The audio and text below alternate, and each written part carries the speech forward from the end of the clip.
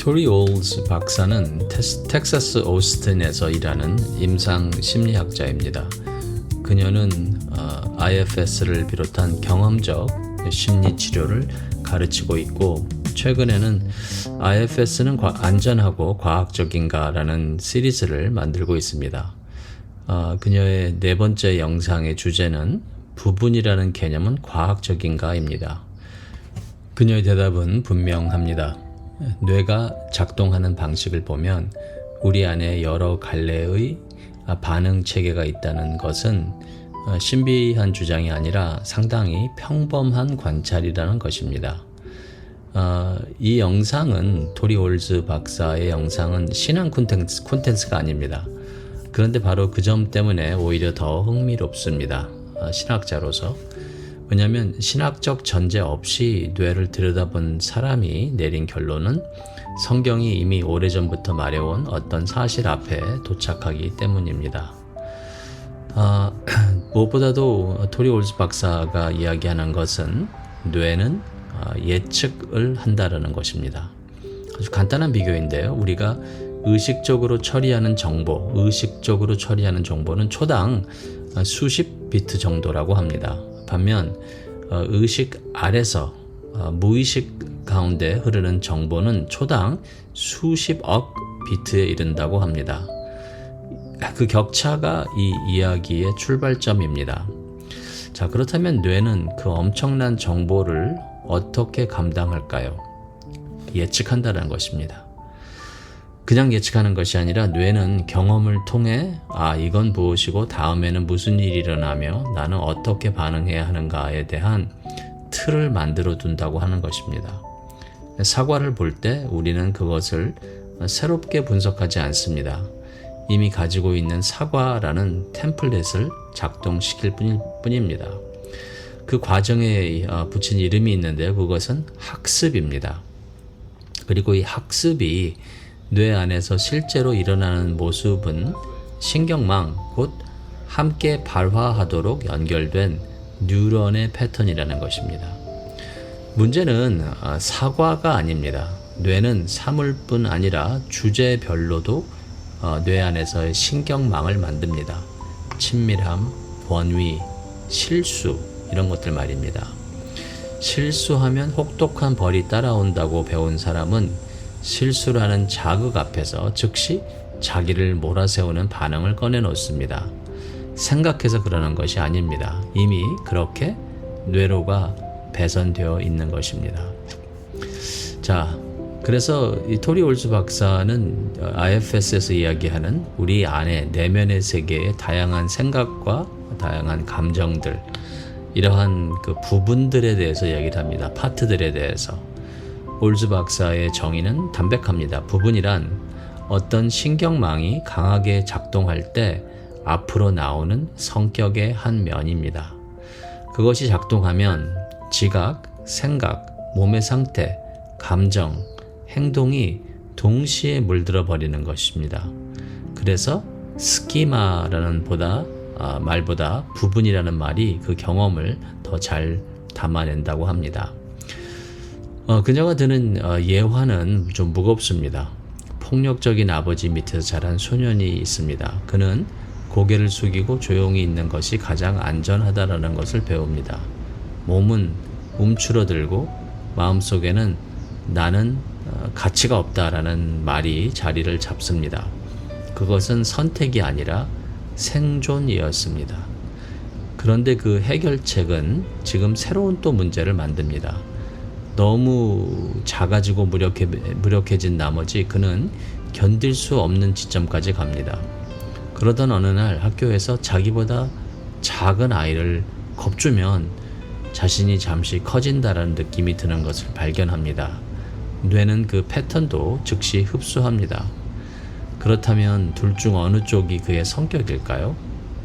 답은 둘 다라는 것입니다. 하나는 힘 있는 사람 앞에서, 다른 하나는 힘 없는 사람 앞에서 작동합니다. IFS에서는 이것을 양극화, polarization이라고 부릅니다. 흥미롭게도 인지치료를 만든 아론 벡도 비슷한 곳에 도착했습니다. 그는 이것을 부분이 아니라 모드라고 불렀을 뿐입니다. 자, 여기서 잠시 멈추어 봅니다. 뇌과학이 도달한 결론은 우리가 우리 자신의 대부분을 보지 못한다는 것입니다. 성경은 그런데 이것을 훨씬 오래전에 훨씬 더 강한 언어로 말했습니다. 예레미야 17장 9절에서 10절 만물보다 거짓되고 심히 부패한 것은 마음이라 누가 능히 이를 알리오마는 나 여호와는 심장을 살피며 폐부를 시험하고 라는 말씀입니다. 자, 여기서 좀 조심스럽게 구분해야 할 것이 하나 있는데요. 그것은 우리가 자신을 다 알지 못하는 데에는 두 가지 층이 있다라는 것입니다. 첫째는 우리가 피조물이기 때문에 그 피조물의 한계가 있습니다. 우리는 유한한 존재이고 그래서 초당 수십억 비트를 의식할 수 있게 만들어지지 않았습니다. 그것은 죄가 아니라 설계입니다. 올즈 박사가 설명하는 것이 바로 이 층입니다. 피조물의 한계. 그리고 둘째는 죄의 층입니다. 예레미야가 말하는 것은 단순한 정보 처리의 한계가 아닙니다. 마음이 적극적으로 자신을 속인다는 것입니다. 히브리어 본문은 마음을 굽었다, 비틀렸다라는 뜻의 말로 표현합니다. 즉 우리는 자신을 못 보는 것만이 아니라 어떤 것은 보고 싶어 하지 않는다는 것입니다. 뇌과학은 첫째 층을 잘 설명해 줍니다. 사실은 그것만으로도 큰 선물이기도 합니다. 그러나 둘째 층은 뇌 영상으로 볼 수 있는 것이 아닙니다. 그리고 예레미야는 그 두 층을 말한 뒤 곧바로 해답의 방향을 바꿉니다. 마음을 아는 분은 우리 인간이 아니라 여호와 하나님이시라는 것입니다. 캘빈이 기독교 강요를 여는 첫 문장도 같은 자리에 서 있습니다. 참된 지혜는 두 가지, 곧 하나님을 아는 지식과 우리 자신을 아는 지식으로 이루어졌다는 것입니다. 그리고 이 둘은 분리되지 않습니다. 하나님을 보지 않고 자신을 정확히 보는 길은 없다라는 것입니다.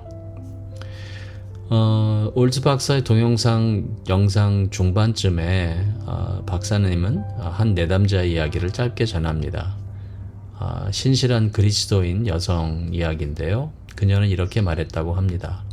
나는 우리 모두가 하나님의 형상으로 지음받았고 그래서 우리가 모두가 거룩하며 필요를 채움받을 자격이 있다라고 깊이 믿는다. 그런데 막상 내 필요를 말하려고 하면 내 필요는 중요하지 않으며 무언가를 요구하는 것은 끔찍하고 교만한 일이라는 그런 감각에 사로잡힌다. 즉, 한 사람 안에 두 개의 깨달음, 알미 있다는 것이죠. 하나는 고백된 진리, 또 다른 하나는 몸이 느끼는 진리라고 말할 수 있겠습니다. 저는 이 대목에서 좀 마음이 아팠습니다. 30년 넘게 목회와 코칭 현장에 있으면서 어쩌면 가장 자주 만난 사람이 바로 이런 분들이기 때문입니다. 이런 분들은 교리를 모르는 분들이 아닙니다. 오히려 정확히 잘 아는 분들입니다. 그런데 진리가 아직 가슴까지 내려오지 못한 분들입니다. 여기서 흔히 하는 실수가 두 가지가 있는데요. 하나는 믿음이 부족해서 그렇다라고 말하는 것, 다른 하나는 그 느끼는 감각이 나의 진짜 진실이다라고 말하는 것입니다. 그런데 이 두 가지 다 그 사람을 돕지는 못합니다. CCEF의 에드 웰치는 수치심을 다루면서 이 점을 잘 짚습니다. 수치심은 논쟁으로 해결되지 않는다는 것입니다. 그것은 오직 우리가 누구의 사랑을 받는지, 누구에게 속했는지를 다시 듣는 자리에서 풀립니다. 이것은 실패가 아닙니다. 이것을 깨달아가는 과정은 성화의 실제 모습입니다.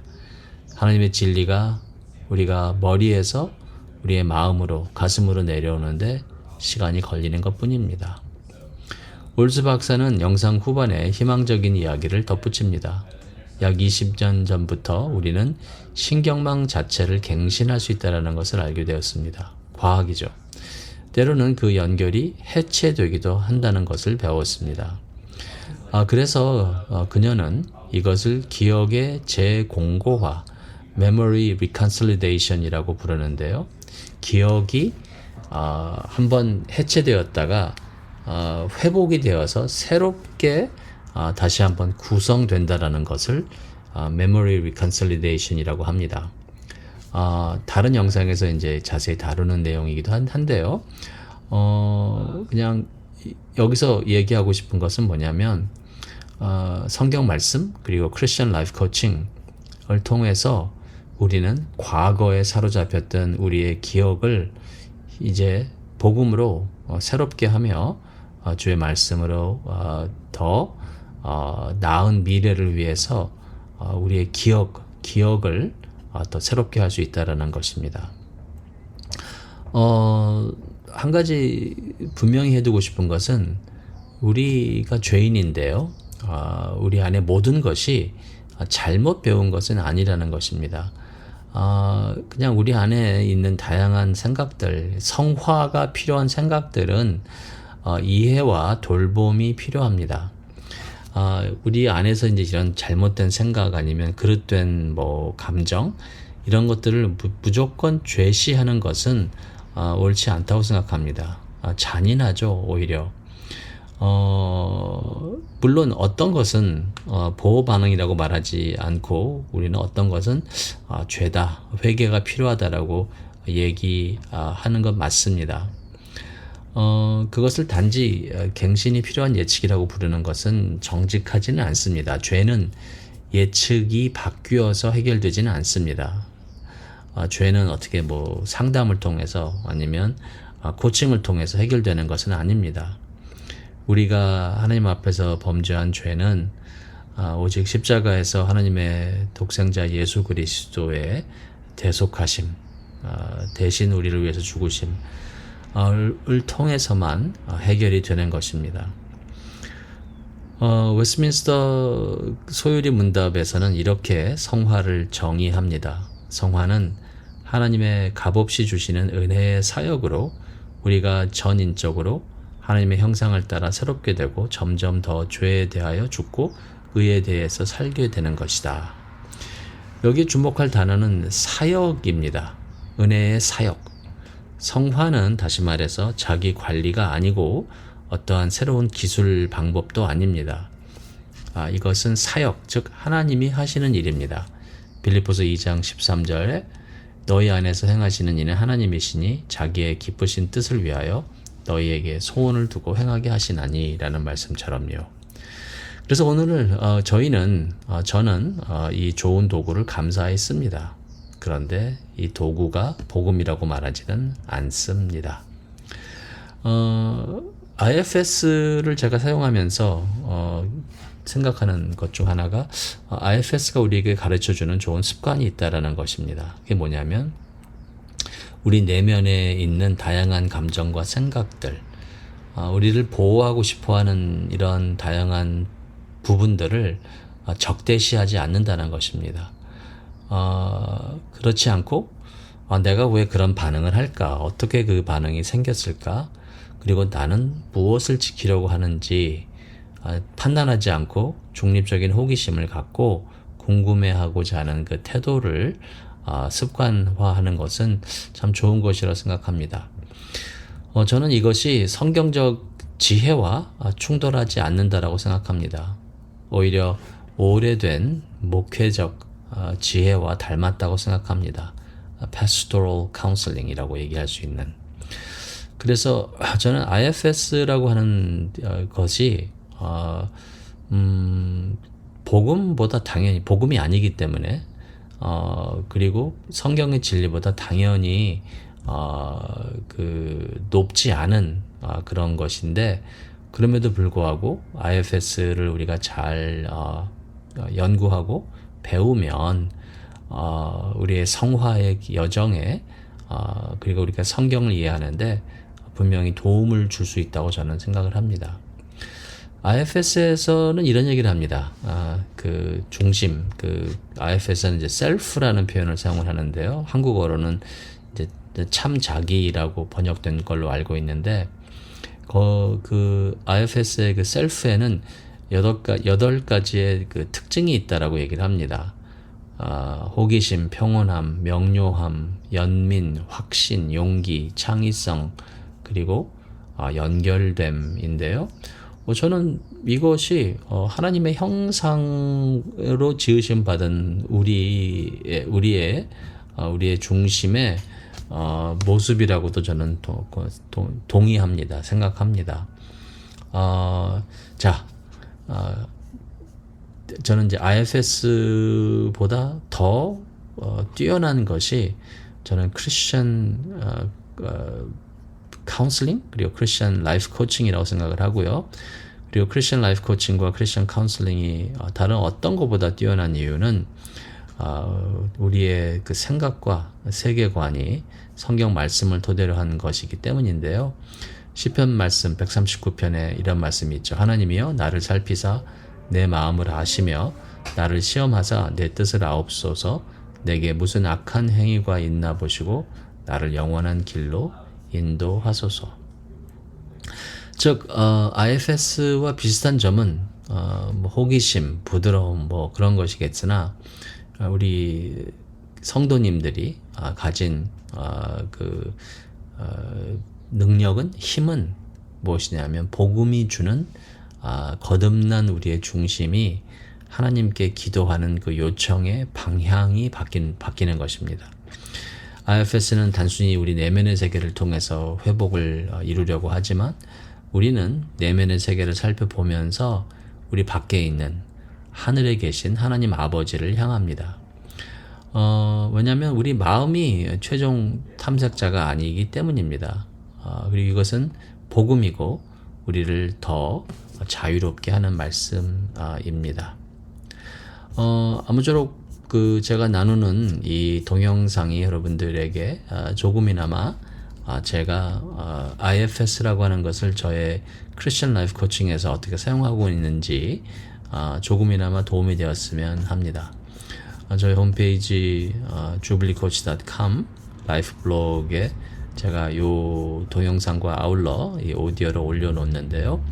여기에는 또 5가지의 주빌리 코치의 질문도 포함하고 있습니다. 네, 지금까지 함께 해주셔서 정말 감사합니다.